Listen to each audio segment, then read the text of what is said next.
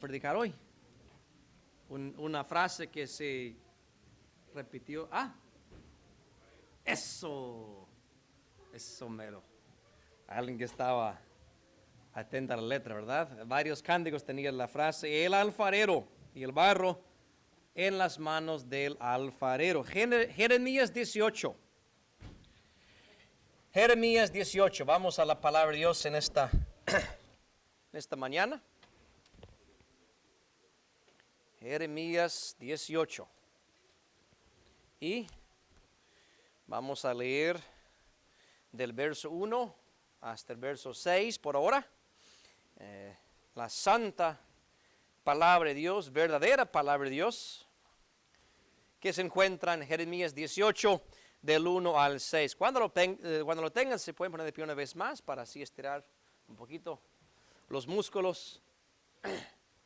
Jeremías 18, del 1 al 6, dice la palabra que fue a Jeremías de Jehová diciendo: levántate y vete a casa del alfarero, y allí te haré oír mis palabras. Y descendí a casa del alfarero, y aquí que él hacía obra sobre la rueda, y el vaso que él hacía de barro se quebró en la mano del alfarero, y tornó e hízolo otro vaso, según que al alfarero pareció mejor hacerlo. Entonces fue a mí palabra de Jehová diciendo: ¿no podré yo hacer de vosotros como este alfarero, oh casa de Israel? Dice Jehová. He aquí como el barro en la mano del alfarero, así sois vosotros en mi mano, oh casa de Israel. Vamos a orar. Padre celestial, gracias por tu santa palabra, una palabra infalible. No dudamos de su veracidad. No dudamos de que es inspirada divinamente. No dudamos que esto es el manual de nuestras vidas. Ahora, lo que nos falta es la aplicación de esta palabra a nuestras vidas, Señor. Y te ruego que con mis palabras en esta mañana podamos entender estas maravillosas verdades que encontramos aquí. Señor, ayúdanos a acompañar a Jeremías en su visita a la casa del alfarero, para aprender cómo tú obras con nosotros y para nuestro bien. Da una quietud de espíritu a cada persona para que podamos contemplar las maravillas de tu ley. Y pedimos todo esto en nombre de Jesucristo. Amén y amén. Pueden tomar asiento, mis hermanos. Jeremías era un fiel profeta de Dios en medio de una nación maligna y perversa. Dependiendo de qué época en que estamos leyendo, si es en los Reyes o en Samuel o en Crónicas o en los profetas menores y mayores, encontramos que Israel estaba en diferentes puntos de su nivel espiritual con Dios. A veces andaban muy bien cuando reinaba un buen rey, a veces andaban muy mal. Pues le tocaba a Jeremías predicar en un tiempo difícil. Era un tiempo cuando la maldad y la idolatría abundaban. No solamente eso, los falsos profetas abundaban en el tiempo de Jeremías. Y la diferencia entre los falsos profetas y Jeremías es que los falsos profetas predicaban según sus sueños y según sus corazones engañados. Jeremías 23 habla de eso. Jeremías, por otro lado, no miró a su interior para extraer un mensaje para el pueblo de Dios. Él no escuchó lo que decía la mayoría. Él no hizo una encuesta de lo que las gentes querían escuchar. Jeremías, como fiel profeta de Dios, acudía a la única fuente de verdad, que es nuestro Padre Celestial, Dios de los ejércitos. Ahora, uno tal vez pensaría que por ser muy fiel a Dios, entonces su vida fuera color de rosa. Pero no fue así.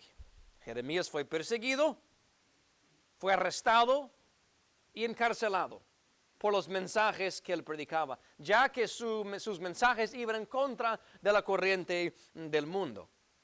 Eso fue nada más un poco de contexto. En este capítulo, Dios le presenta una tremenda ilustración de cómo Él es y cómo Dios opera en medio de su pueblo.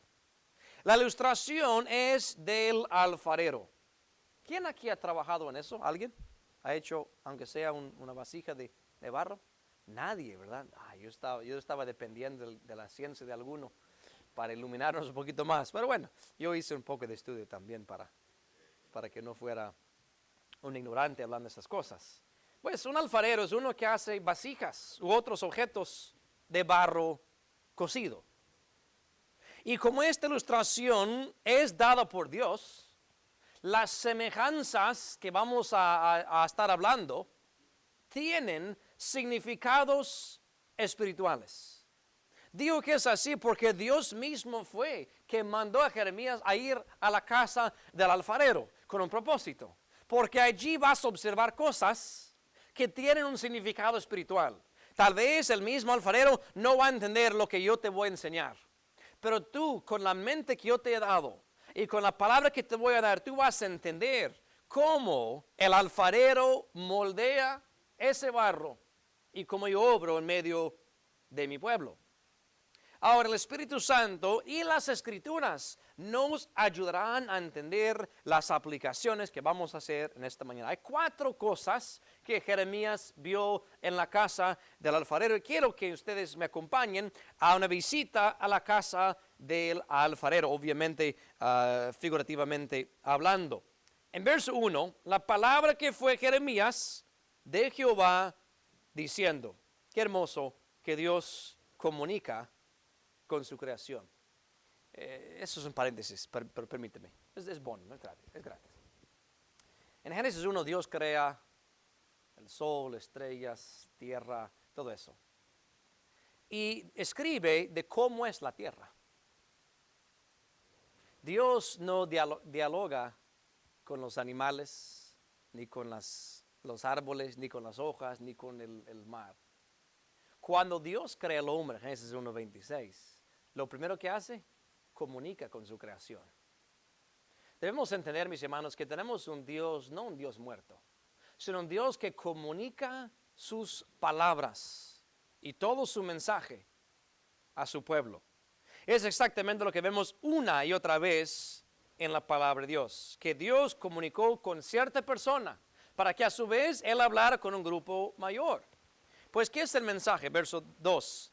Levántate y vete a casa del alfarero, y allí te haré oír mis palabras. Primeramente, cuando Jeremías fue a la casa del alfarero, él vio al mismo alfarero. Pues es lógico. Él va a acercarse a su puerta, a su casa, le va a tocar la puerta, y el que va a abrir la puerta es el mismo que trabaja en eso, el mismo alfarero. Ahora bien, noten que Dios le manda a ir a la casa del alfarero para poder, ¿qué? Oír mis palabras. Ahora bien, voy a adelantarme un poquito. ¿Quién es el alfarero en esta historia? ¿Quién representa? Dios. Dios mismo, lo vamos a ver claramente en un segundo. Pero basta con decir esto, otra breve paréntesis. Para Jeremías escuchar las palabras de Dios, ¿a dónde tenía que ir? A la casa del alfarero. ¿Dónde es eso? La casa de Dios.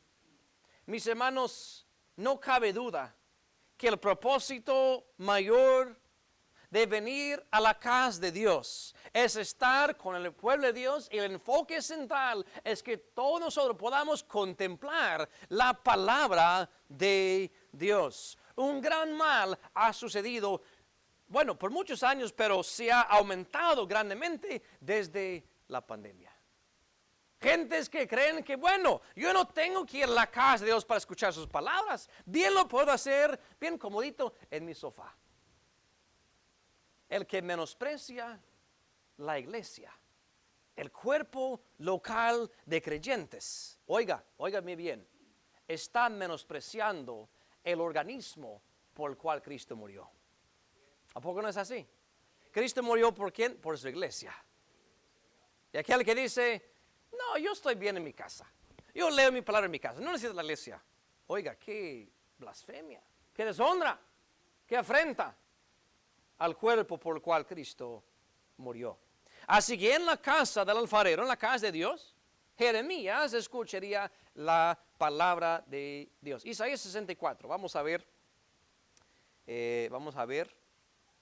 como el mismo profeta Isaías define a Dios como el alfarero. Isaías 64, verso 8.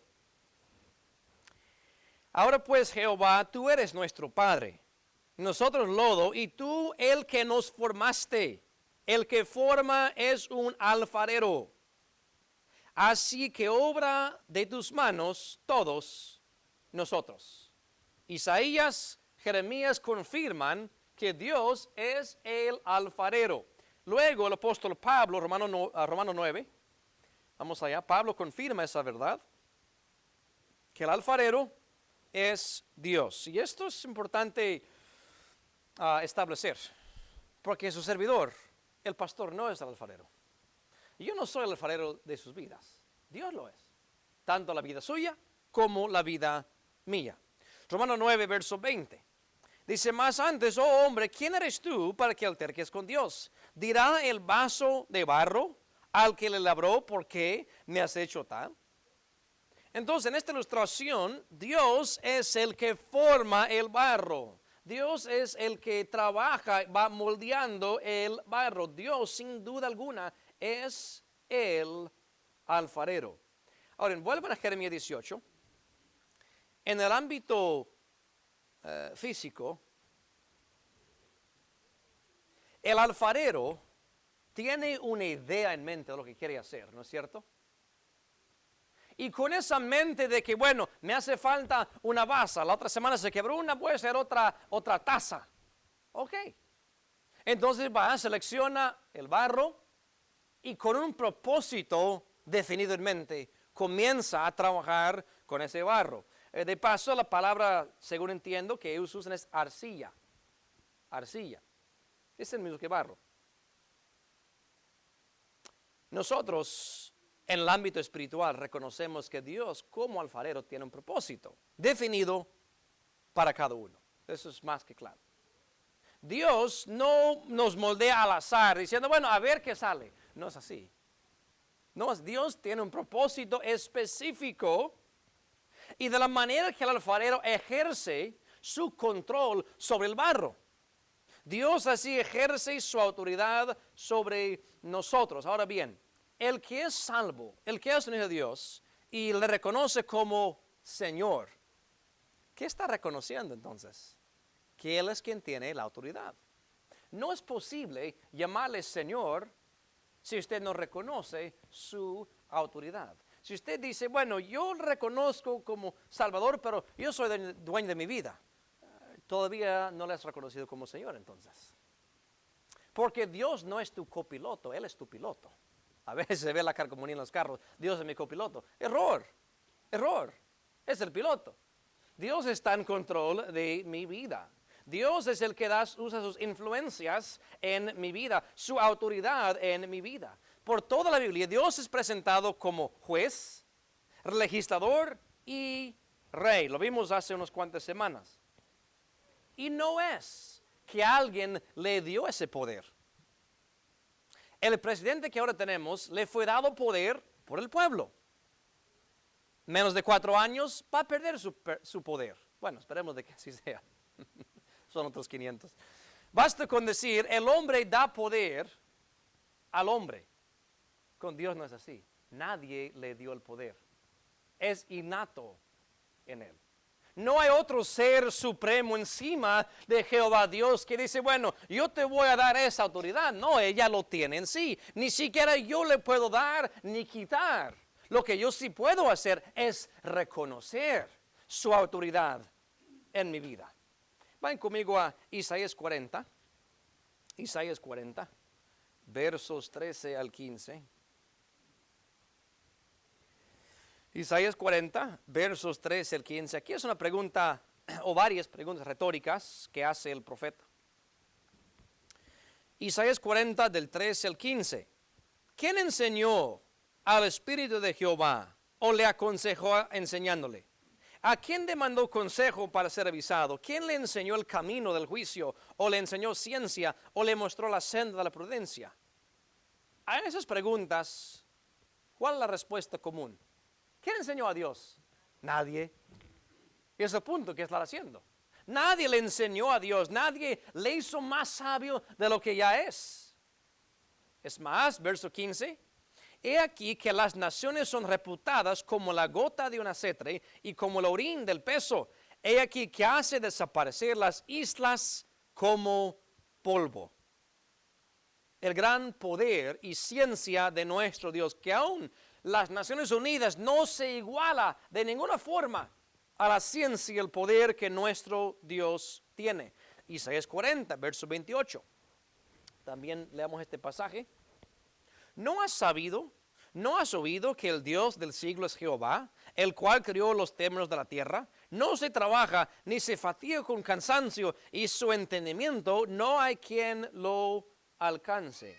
Dios no se cansa y su entendimiento es inescrutable.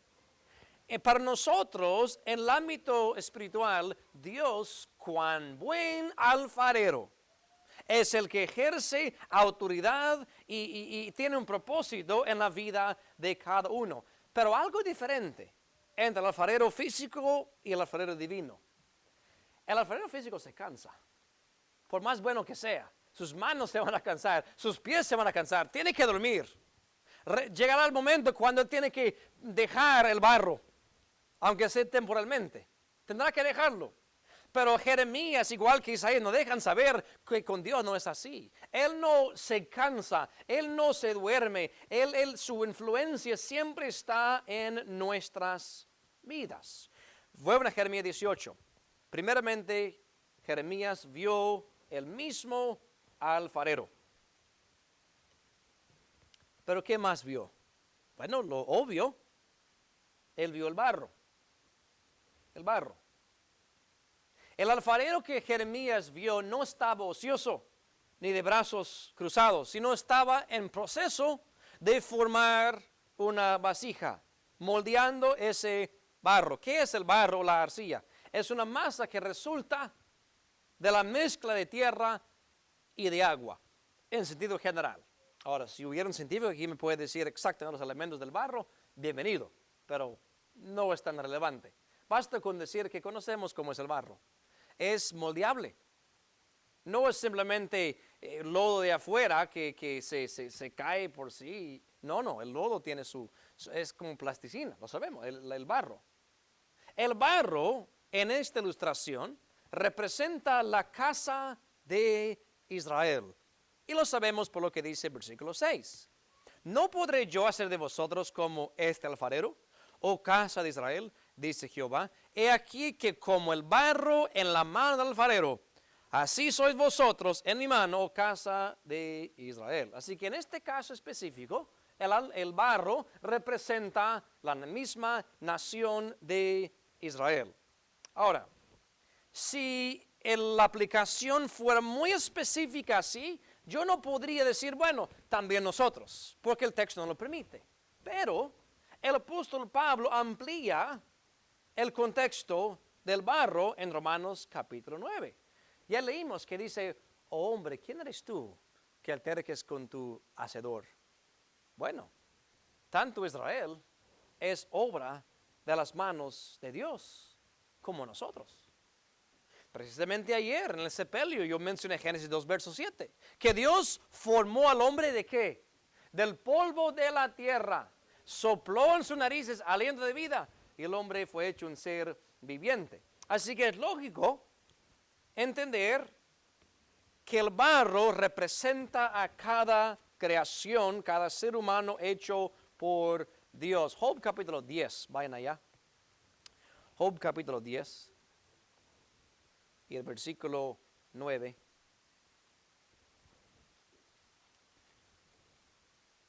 Job 10, verso 9, dice, acuérdate ahora que como al lodo me diste forma y en polvo me has de tornar.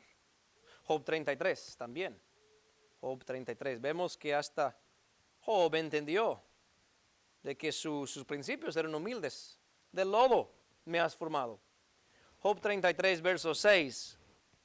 Aquí está otro hombre, Eliú, que dice, heme aquí a mí en lugar de Dios, conforme a tu dicho, del lodo soy yo también formado.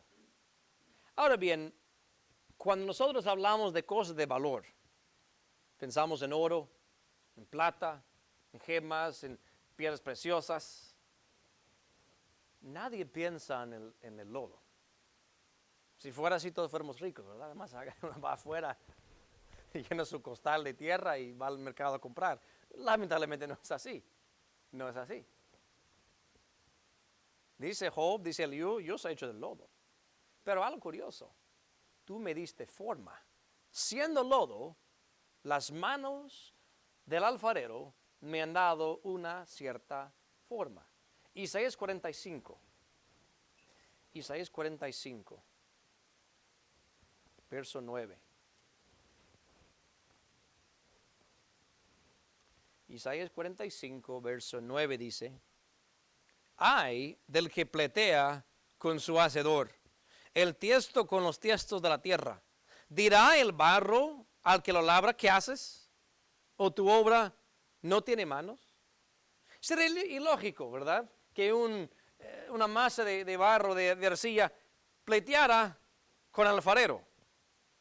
Y dice Isaías, así es ilógico. Cuando el hombre discute, el hombre pletea con su hacedor. Pero noten esto, mis hermanos, que nosotros somos producto de las manos de Dios. Vayan a Génesis 1. Yo creo que una de las malas consecuencias de enseñar que el ser humano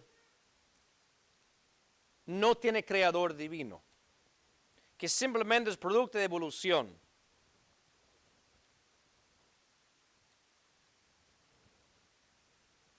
No valora la vida humana, por supuesto, pero también lo que hace es menosprecia el papel del hombre en este universo. Has escuchado decir que el ser humano es simplemente un animal, es un mamífero. No me gusta ese término para hablar del ser humano. Primeramente que Dios no lo usa. Es más, nos pone en una categoría donde, perro, elefante, ser humano. Y Dios nunca hace esa equivalencia, de ninguna manera. Ahora, es cierto, no voy a negarlo, que Dios hizo al hombre del polvo de la tierra. Es la única evolución en que creo yo. Dios tomó el polvo, le dio forma y le hizo hombre. Es la única evolución en que creo. Pero de que el hombre vino del renacuajo y el chango y hoy en día un ser humano, no es cierto. No es cierto. Quitemos todos esos pasos y vamos directamente del polvo al ser humano, hecho por las manos de Dios.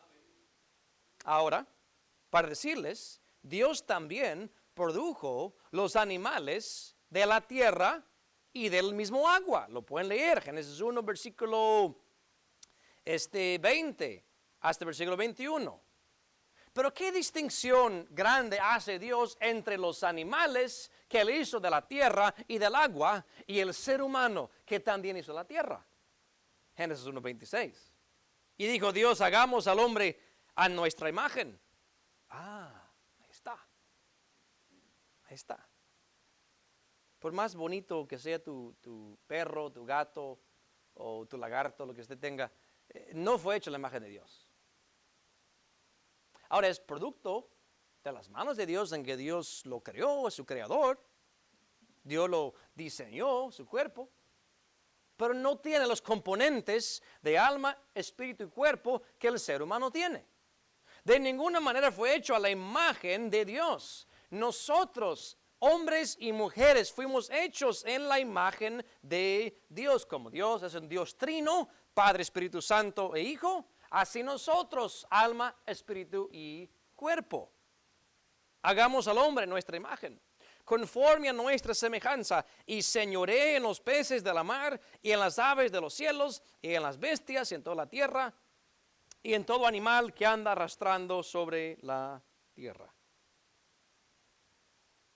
Otra consecuencia de subvalorar o subestimar el ser humano y su papel en esta tierra es elevar demasiado el papel de los animales, pensando que las vidas de ellos son más importantes que la vida de un ser humano.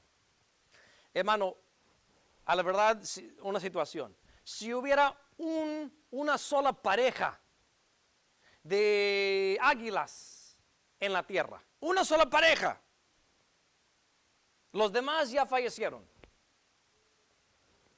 Un bebé en el vientre tiene más valor en los ojos de Dios que esa única pareja de águilas. Lamentablemente el ser humano se esfuerza por, bueno, tenemos que preservar la vida de este animal, esta ballena, y no, pues este rinoceronte, el elefante. Mis hermanos, todo eso no siquiera llega ni cerca al valor de un ser humano, pero un paso antes, un niño que todavía está en el vientre. Eso es más que claro cuando leemos la palabra de Dios. Porque nosotros fuimos hechos a la imagen de Dios. Así que por un lado, entendemos que el barro no es de mucho valor como oro o de plata. La gente no entra a casa a robar y busca en el barro.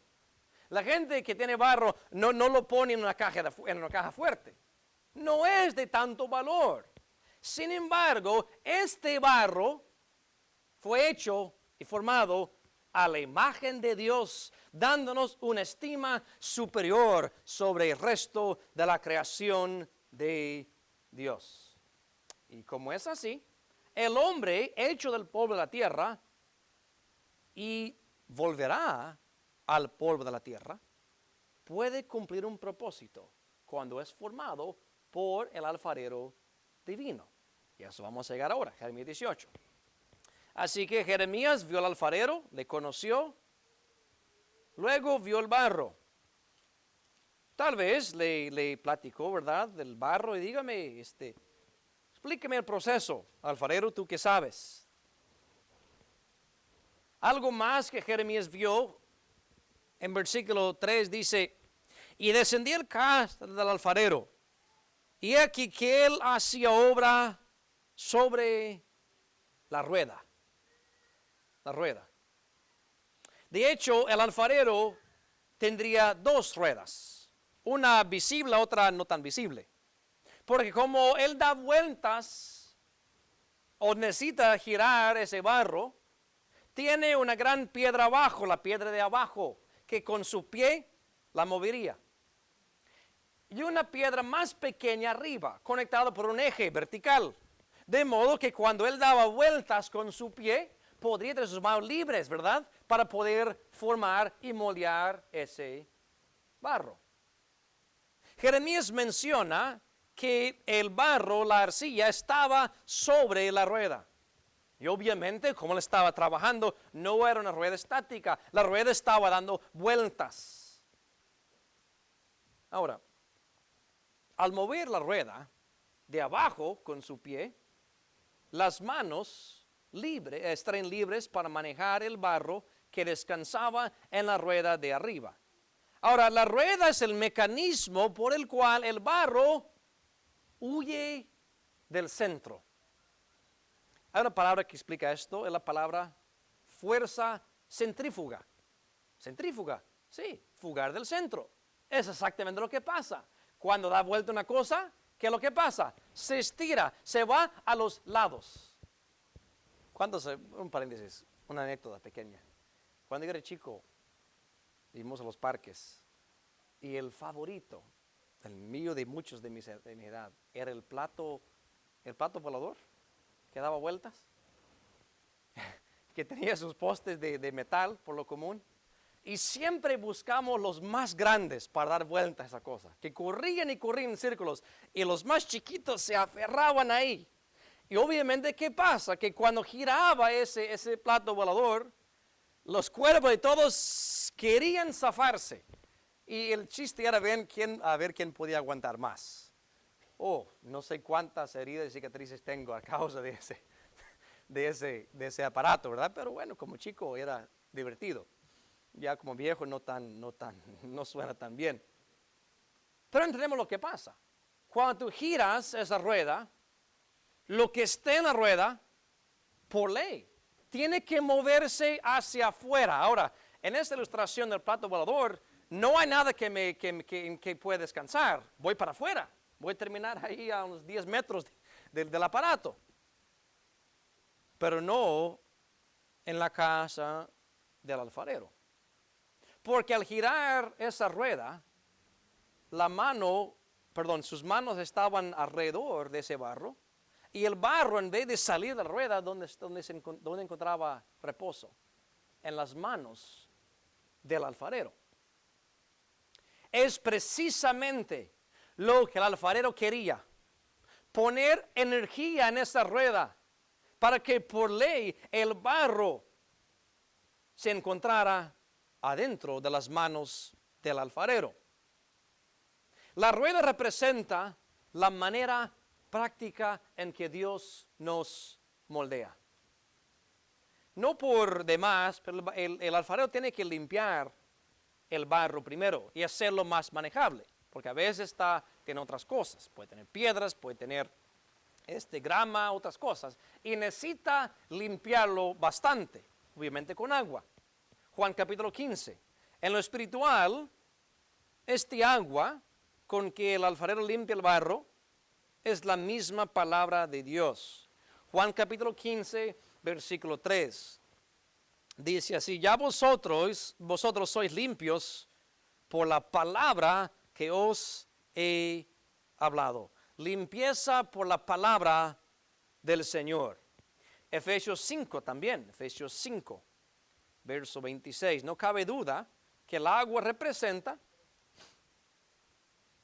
la limpieza de la palabra de Dios. Efesios 5, 26 dice: para santificarla, limpiándola en el lavacro. Lavacro es baño del agua por la palabra. Un buen baño de la palabra de Dios es lo que limpia al creyente. El salmista dijo en Salmos 119, verso 9: ¿con qué limpiará el joven su camino? Con guardar tu palabra. Punto es, mis hermanos, que nosotros somos limpiados por la palabra del Señor. Pero Dios tiene otros medios para poder moldearnos. Hebreos 12. Hebreos 12 también. Quiero que vean allá. La forma en que Dios opera, principalmente Él habla o deja escrito un mensaje, deseando que esa persona o esa nación le haga caso. Ahora, si no hacen caso a su palabra y a sus profetas, después de repetidas veces, tiene otros medios, otros recursos. Son más drásticos. Uno se llama el juicio, o el castigo, o la disciplina. Hebreos 12, versos 5 y 6. Y estáis ya olvidados de la exhortación que como con hijos hablo con vosotros, diciendo: hijo mío, no menosprecies el castigo del Señor, ni desmayes cuando eres reprendido, porque el Señor al que ama castiga y azota a cualquiera que recibe por hijo.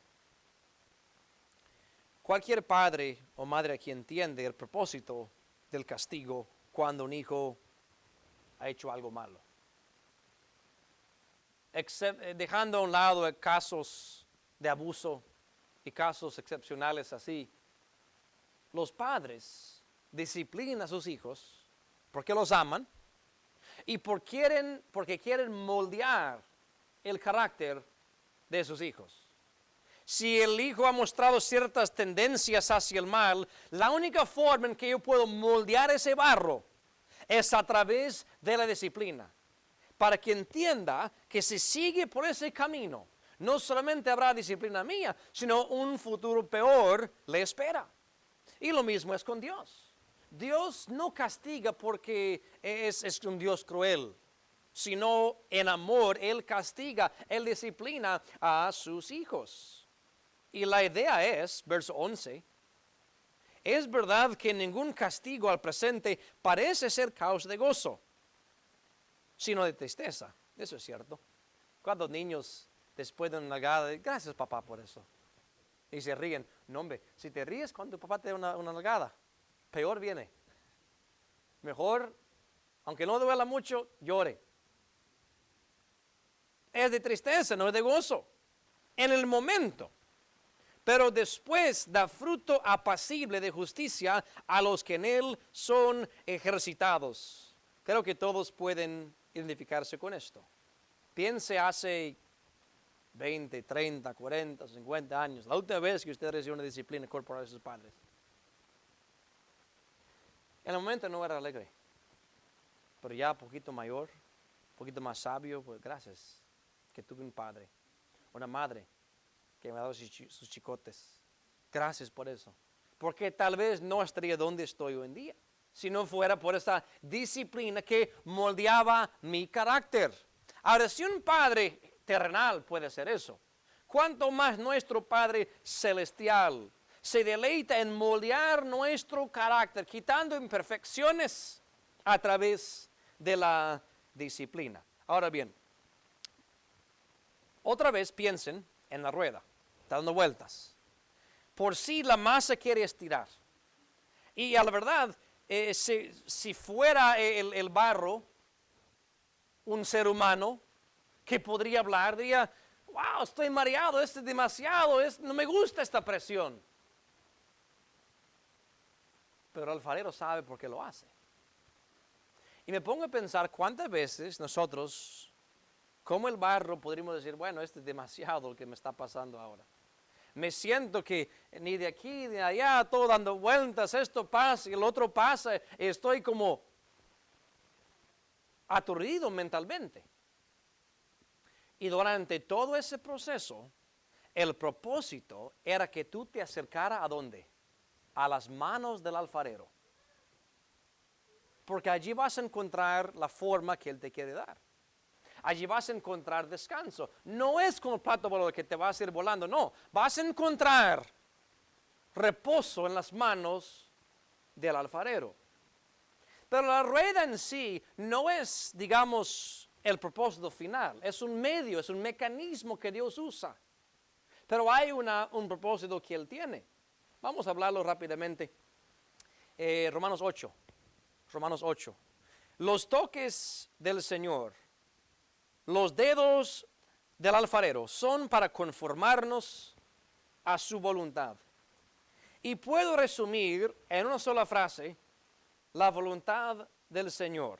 Claro, podría hablar por horas de lo que es, pero de forma resumida. Romanos 8, 29.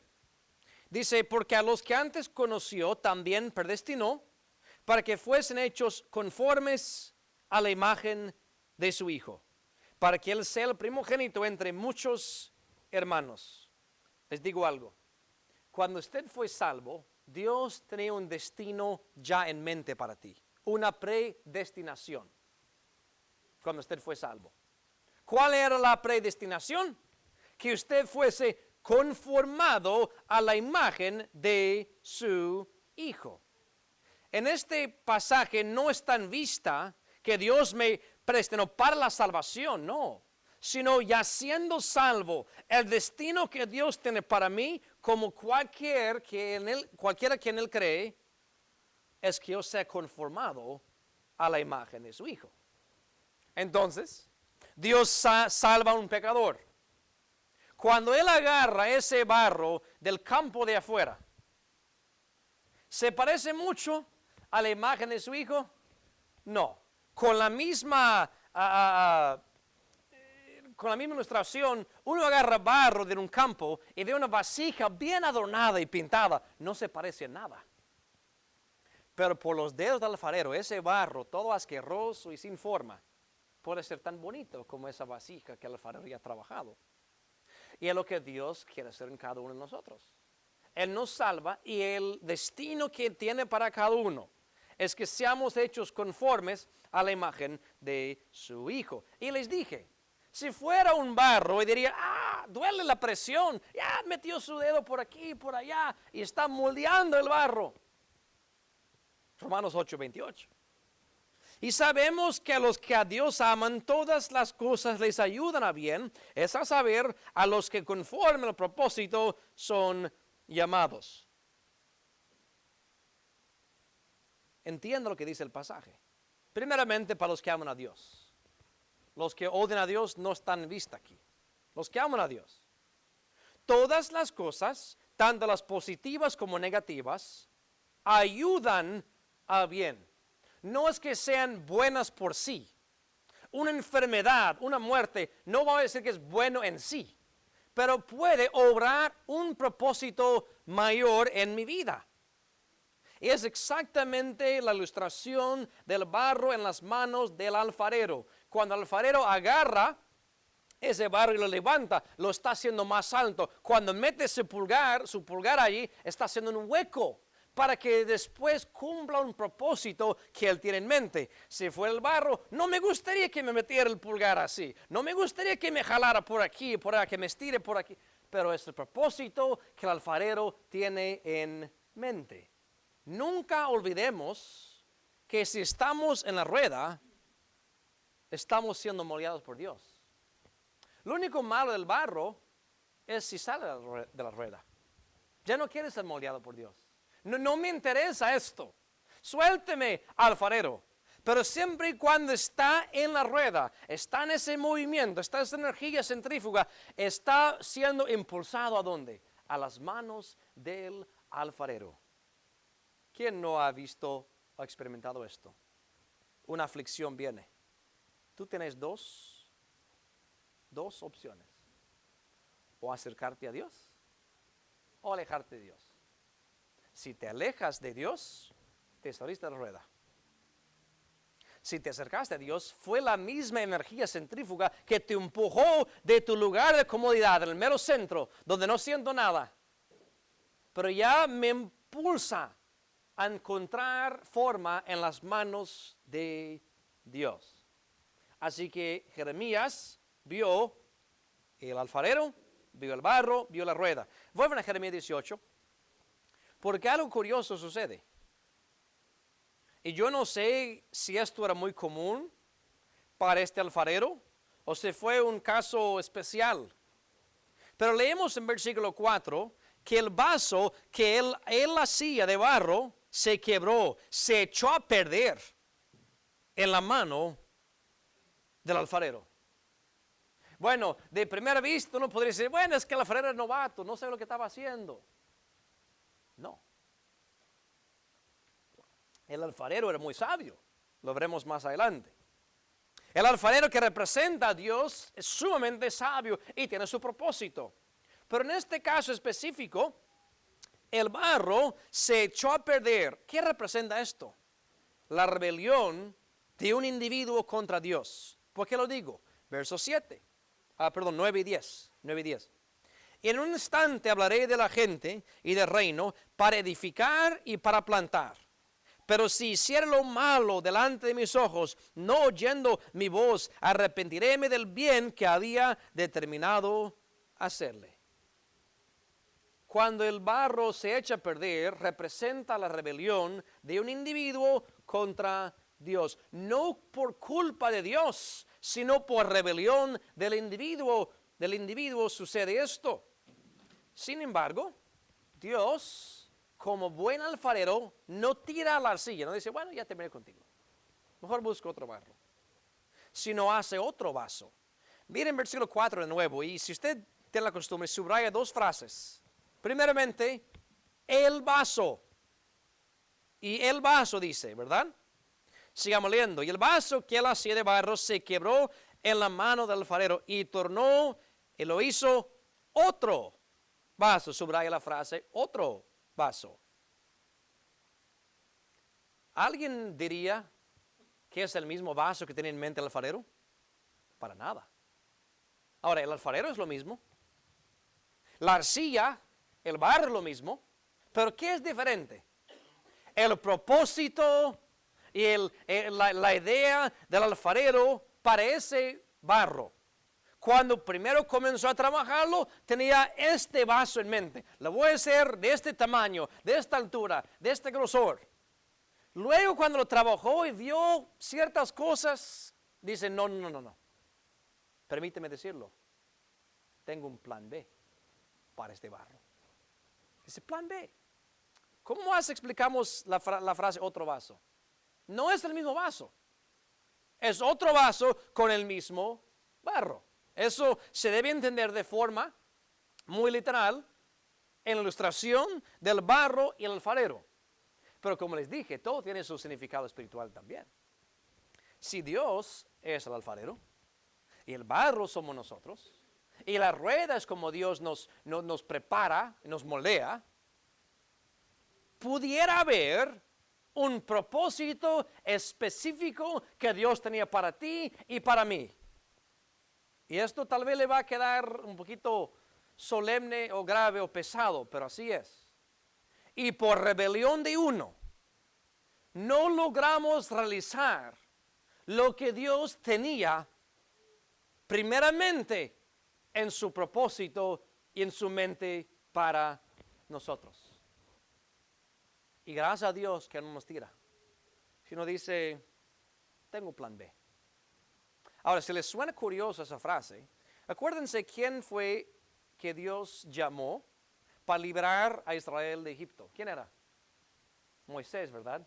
Le dijo a Moisés, vas a levantar, sacar mi pueblo de Egipto, ¿y qué vas a hacer? ¿Morir en el desierto? No. Y los vas a meter en la tierra prometida. Plan A. Propósito original de Dios para Moisés. Pasan 4 décadas en el desierto, ¿y qué pasa con Moisés? No entra a la tierra prometida, ¿verdad? ¿Por culpa del alfarero? No, por culpa del barro. Claro, créame, no estoy minimizando a Moisés, un tipazo. Pero ese barro se echó a perder. El barro que se llama Moisés murió en el desierto. No es que Dios lo tiró, sino un plan B para él.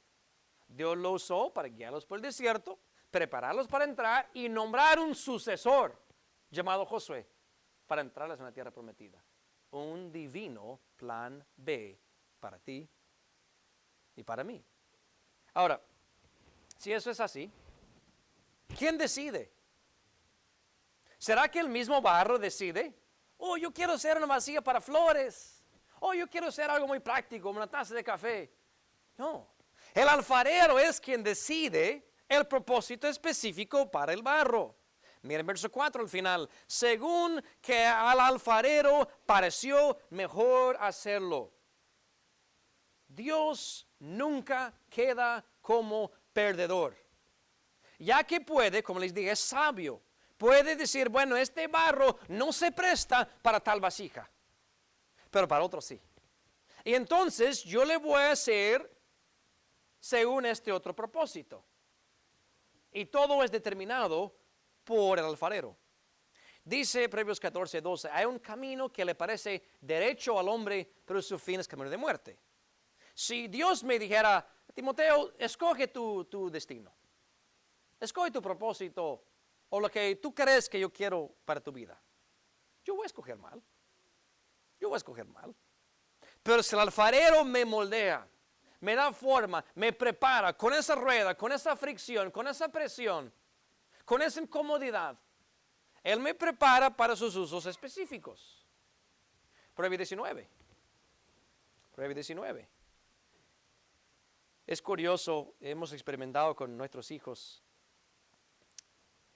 Le preguntamos a los 2 años, ¿qué quiere ser cuando sea grande? Y dicen algo.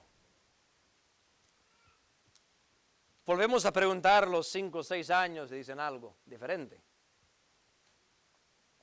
Preguntamos ya cuando tienen 10, 12 años, algo diferente. Ya las chicas tienen casi 17. Y les preguntamos, y es muy distinto a lo que decían cuando tenían 2, 3 años. Muy distinto. No estoy diciendo que está mal, estoy diciendo que así es el hombre. Proverbios 19, verso 21. Muchos pensamientos hay en el corazón del hombre. Claro. Yo quiero ser bombero, yo quiero ser policía, yo quiero ser soldado, yo quiero ser carpintero, yo quiero ser abogado, yo quiero ser doctor. Muchos pensamientos hay. Mas el consejo de Jehová permanecerá. Yo ni siquiera puedo decirle antemano qué Dios quiere para mi vida o tu vida hasta que haya pasado por el proceso de formación. Porque voy a adivinar mal. Yo en mi mente puede haber muchos pensamientos, pero lo que yo sé que va a permanecer y va a perdurar por todas mis facetas de la vida es el consejo de Jehová. Jehová es el que determina el uso específico para cada uno.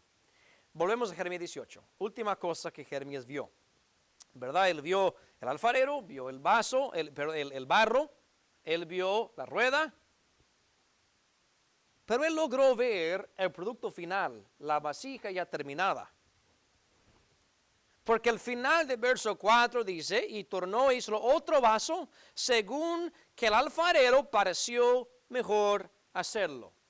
Mientras no era el propósito original del alfarero, era el plan B, que era bonito. Cuando el alfarero ya ha moldeado el barro a la perfección, está exactamente como lo quiere, todavía no está listo para el uso cotidiano. ¿Sabían eso? ¿Qué tiene que pasar? Casi. Primero tiene que secarse. Si lo pone en el fuego de una vez, el agua que tiene lo va a hacer es reventar. Así que tiene que dejarlo secar un buen rato. Paciencia. El Señor nos enseña la paciencia. Ya fui salvo, tengo ganas, yo quiero ser. Ok, paciencia. Paciencia. Por algo el apóstol Pablo manda a que un obispo no sea un neófito, un novato, porque tal vez tiene las ganas. Pero si no ha pasado por este proceso de formación, puede causar estragos o hacer estragos en su vida. Así que tiene que esperar el barro, lo deja afuera secarse para que todo el agua se vaya saliendo. Y luego lo mete en el horno. Oiga a qué temperatura. Entre 2000 y 2400 grados Fahrenheit. Quema cualquiera. Sí, sin mentir, cremación ni siquiera llega a esa temperatura. Por si alguien quería saber. Temperaturas muy altas. ¿Y qué pasa con el barro cuando está sometido a esas temperaturas? Otra vez, no soy científico, pero lo que puedo entender es que cambia la estructura química del mismo barro. De modo que antes se podría moldear, se podría dar vueltas y mojar y cambiar su forma, aplanarlo, estirarlo. Ya habiendo pasado por el fuego, ya no. ¿Cómo quedó? Así quedó. Así quedó. Esta taza, tal como el alfarero lo hizo, pues no veo imperfecciones. Así como lo hizo, lo metió en el horno y así ha permanecido. Ha permanecido. Ya el vaso tiene firmeza. Antes se cae. Antes no tiene estabilidad. Ahora sí. 1 de Pedro capítulo 4. Esto, por cierto, tiene aplicación espiritual. 1 de Pedro 4, versos 12 al 13. 1 de Pedro 4, 12 y el 13. Carísimos, no os maravilléis cuando sois examinados por fuego, lo cual se hace para vuestra prueba, como si alguna cosa peregrina os aconteciese. Antes bien gozaos en que sois participantes de las aflicciones de Cristo, para que también en la revelación de su gloria os gocéis en triunfo. Pedro animaba a los creyentes diciendo, que no sorprendan cuando vengan pruebas, porque es una examinación por fuego. Y no es cosa extraña. Es más, como creyentes, Cristo ya nos avisó antemano de que vendría. Y deben gozarse en que pueden participar un poco, aunque sea, de las aflicciones de Cristo. Capítulo 1 de este libro. Capítulo 1, versos 6 y 7. Dios, pero no me gusta la idea de un fuego probador. Pues si fuera barro, tampoco me gustaría. Pero si yo quiero realizar el propósito de vivir mi vida, necesito pasar por el proceso de moldear, por supuesto. Necesito esperar un rato, por supuesto. Pero también necesito, para tener esa firmeza y fortaleza, necesito pasar por la prueba de fuego. 1 Pedro 1, 6 y 7. En lo cual vosotros os alegréis, estando al presente en un poco de tiempo afligidos en diversas tentaciones, si es necesario, para que la prueba de vuestra fe, mucho más preciosa que el oro, el cual perece, bien que sea probado con fuego, sea hallada en alabanza, gloria y honra, cuando Jesucristo fuere manifestado. ¿Sabe? Uno puede profesar, tener mucha fe, pero ni tú mismo sabes el nivel de tu fe hasta que sea probado. Igual, un muchacho puede decir, yo sé mucho de matemáticas. ¿De veras? Ok, haga el examen. Y ahí se va a saber si tiene ciencia o no. ¿Profesas tener fe en Dios? ¿Profesas descansar en las manos del alfarero? Vamos a ver. Vas a pasar por la prueba de fuego. Y la prueba de fuego no es, bueno, es algo, no. Es prueba de fuego. No fuego literal, por supuesto. Pueden ser persecuciones por tu testimonio de confesar a Cristo. Pueden ser amistades que ya no quieren nada contigo, se burlan de ti porque eres un creyente. Hay quienes critican tu testimonio porque ya te has vuelto un aleluya. Prueba de fuego. Vamos a ver si realmente estás confiando en el Señor. Y si pasas la prueba de fuego, ya un vaso firme y preparado para los usos del Señor. Casi terminamos. 2 Timoteo 2. 2 Timoteo 2, versos 19 al 21.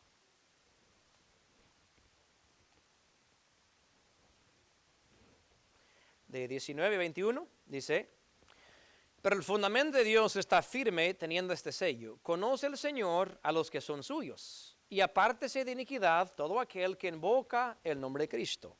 Mas en una casa grande no solamente hay vasos de oro y de plata, sino también de madera y de barro, y asimismo unos para honra y otros para deshonra. Así que, si alguno se limpiare de estas cosas, será vaso para honra, santificado y útil para los usos del Señor, y aparejado para toda buena obra. Esto debe ser la mente de cada hijo de Dios. Yo quiero ser un vaso para honra, santificado, útil, apto para los usos del Señor. Y eso requiere una limpieza espiritual y un alejamiento de la iniquidad, como dice verso 19. Al Señor le place utilizar vasos limpios. Y es lógico. Nosotros, entre seres humanos, si usted viene a mi casa y me pide un vaso de agua, yo no voy a buscar un vaso que ya la leche está cuajada hace 3 días para brindarte el agua. Sería ofensivo, ¿cierto? Voy a abrir la gaveta y chequear, tal vez hasta enjuagarlo y te voy a dar el agua en un recipiente limpio. Lógico. Entonces, cuando Dios quiere utilizarnos a nosotros para evangelizar al mundo, para ser sus embajadores, ¿qué clase de vaso desea usar el Señor? ¿Un vaso todo sucio, con restos de otra bebida de hace tiempo, con restos del pecado? No, mis hermanos. A Dios le place usar lo que es santo y limpio para que seamos vasos de honra para Él. Ahora, último pasaje. 2 Corintios 4. A la verdad, no hay mayor gozo para un ser humano sino en cumplir el propósito por el cual fue creado y moldeado. 2 Corintios 4, verso 7. Dice: tenemos empero este tesoro en vasos de barro, para que la alteza del poder sea de Dios y no de nosotros. Wow. Un vaso de barro que tiene un tesoro por dentro. ¿Qué podría ser? Y algo relacionado con el poder de Dios. Podría ser el mismo Espíritu Santo obrando eficazmente en nuestras vidas. En este cuerpo hecho de barro que al polvo volverá, tiene por dentro el tesoro del mismo Santo Espíritu de Dios que me empodera para ser un recipiente útil al Señor. Mis hermanos, no hay mayor gozo que cumplir lo que el Señor nos pide hacer. En lo que podamos, en nuestras capacidades, hacer lo que Él nos ha pedido hacer. Lo importante es no salir de la rueda. Si está en la rueda ahora, está en el proceso de dando vueltas y vueltas y se siente que todo anda mareándote, busque solaz, busque reposo, busque propósito en las manos del alfarero. Porque es precisamente lo que el Señor está haciendo en tu vida y en mi vida, en la vida de todos, moldeándonos a la imagen de su Hijo Jesucristo. Y luego de haber pasado por eso, pacientemente esperemos que el Señor nos fortalezca con pruebas para que seamos ese vaso preparado para los usos del Señor. Vamos a orar, mis hermanos. Gran Padre Celestial, me gozo mucho por dejar escrito esta visita que Jeremías hizo a la casa del alfarero. Tal vez fue la primera vez que él había entrado a ver qué es lo que sucedía, cuál era el proceso de formación. Oh, pero cuando él salió de ahí, Padre, qué gran entendimiento le diste de cómo tú obras.